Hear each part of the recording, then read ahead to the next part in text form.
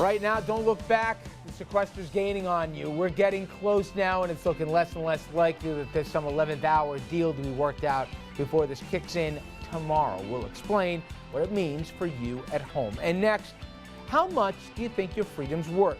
How much should the government owe you if you were wrongfully convicted and imprisoned for years? We'll be joined by a man who was exonerated after spending many years behind bars. And later, the Pope's final act, it was a big one. He left the Vatican today, and something that hasn't been done in literally 600 years. We'll hear from an expert about what lies ahead and the challenges for the Catholic Church. Good evening, everybody, and welcome to RFL. I'm Richard French. Thanks so much for joining us this Thursday evening, February 28th, excuse me. That'd be interesting if we got it another day of the month. It's been a long month.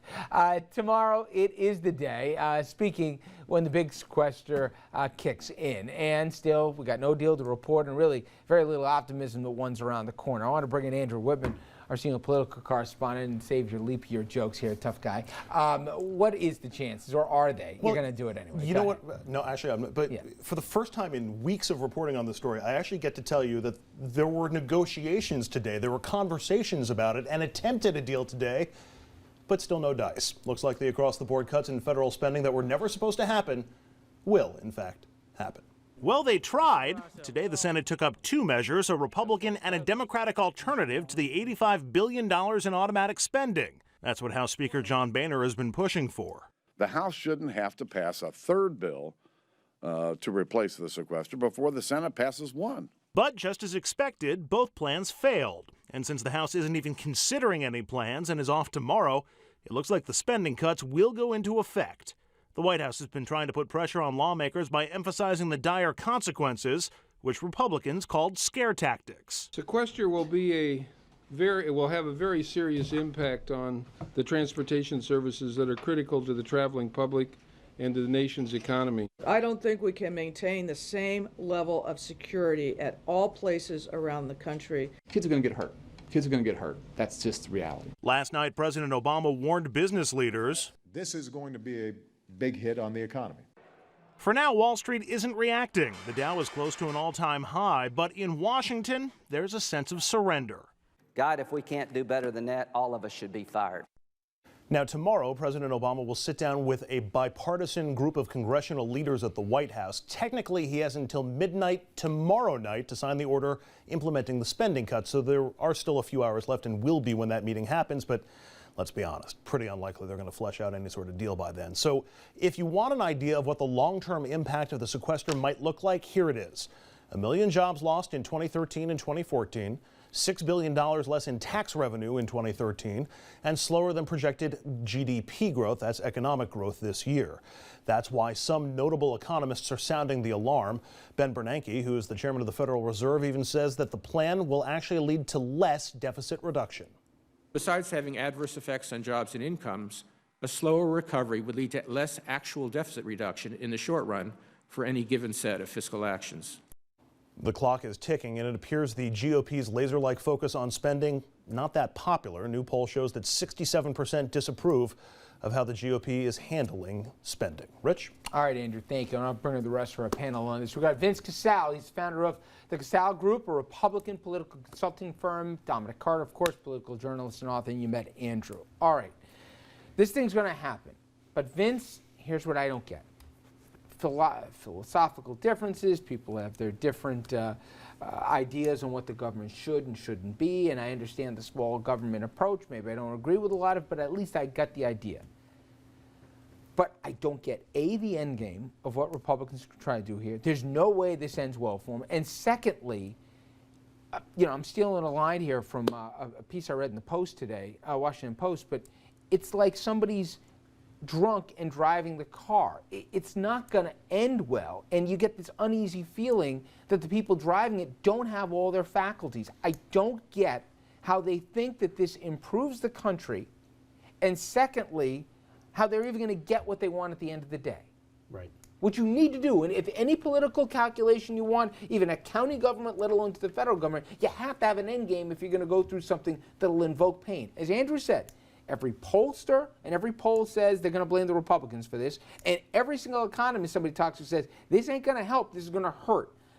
How does this work for them? Well, I think you're right. I think the Republicans have a major problem in terms of the blame game, because this is politics. Somebody's going to get blamed, and right now I think the Republicans are on the short end of that game.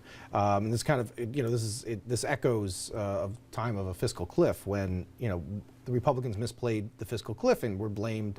If they were to go over the cliff, they were going to take the blame for it. They misplayed that, because at the end of the day, not only they saved maybe getting blamed, but they didn't get any credit for saving it. So they've misplayed that. And I think you saw an attempt at what I thought would have been a good plan today, which they didn't have the votes to pass themselves in the Senate. And they should have taken that opportunity today. The Republicans, they needed to get everybody on board. They should have taken that opportunity today. My feelings are that they should have passed the continuing resolution, passed the responsibility onto the president. If McConnell got on board on it, he's got more political capital to play around here than Boehner. He's sticking Boehner out to twist in the wind here. Everybody knows Boehner has got no wiggle room. He does anything that's seen as even a hint of a capitulation to the president, he's going to lose his speakership. On the flip side, McConnell goes, I'm not helping. So Dominic, my thing is for this. The other part that we know how this ends is, once this starts to go south and people start pointing fingers, let's think. What do we got in the House? You got Cantor and you got Ryan. They may not want the speakership job right now because this is a thankless gig, but they don't love John Boehner. So you're going to hear the chirping, the anonymous quotes. Somebody then will go on record. They're going to blame the speaker for this, and he can't win. So you know how this plays out. You've seen this song and dance before. My point is, this is the most stupid, pointless exercise. They're not even fighting over a huge number when it's all said and done that will really change things. So it's so frustrating to watch this train wreck happen in slow motion. Richard, you are correct. It's very frustrating. I agree with Vince, the points that he made. But here's how Speaker Boehner wins. And it's ridiculous to even state this. But here's how he wins. He didn't give in to Obama. And that's a message. He's gonna have to. Well, down the road. Somebody's going to have down the road. You and I agree, because when everything starts happening and furloughs and the stock market takes a hit, Americans are going to be looking to point at someone. And Andrew, let's do 101 for everybody how TV works, okay? Sequester kicks in tomorrow midnight. Mm-hmm. Unless there's huge breaking news here, Weekend News is looking for something, okay? They're going to get the picture of a padlocked door. They're going to get the pictures of people going angry that they're furloughed.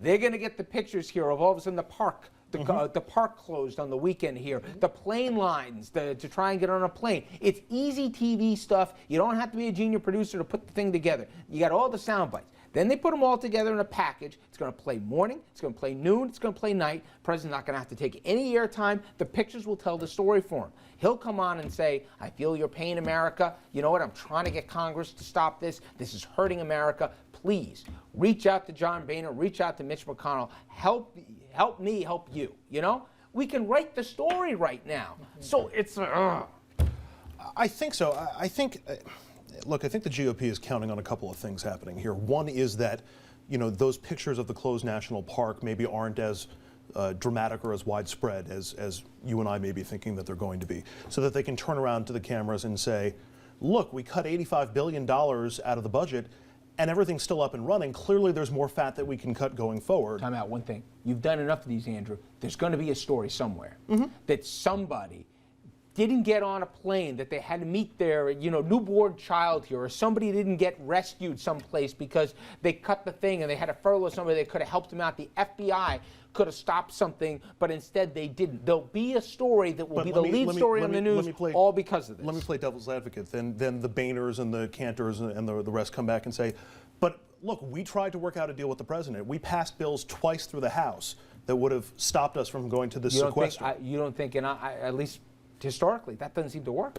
I think they're hoping that the deficit savings, that hey, we're focused on the budget and we're focused on the bottom line and looking after our future is the winning argument there. I also think that, and maybe this is the cynic in me, but if the economy sputters a little bit, I think they're thinking maybe that helps in 2014 with the midterms, and maybe that helps going forward. I don't know. I just doing the math on this one. That's a long time. That's a long time to have to take blame. Yeah. I see that's where I would have agreed with the fiscal cliff. That was the way to go for Republicans. Republicans needed to win this and win it decisively. I mean, the other situation is if they don't hit the deadline, The other piece is the meeting works out tomorrow. The Republicans still aren't going to get credit for that. The president's going to get credit for saving it before midnight. And so Republicans are almost in a lose-lose. But finally, this is part A. This is the appetizer. The entree is March 27th. But, right. You can't have a government shutdown. Right. They want to own this thing. Whatever it is, you can argue that Obama shouldn't have been hitting the stump wherever he goes, just blaming Republicans. Maybe that's even fair.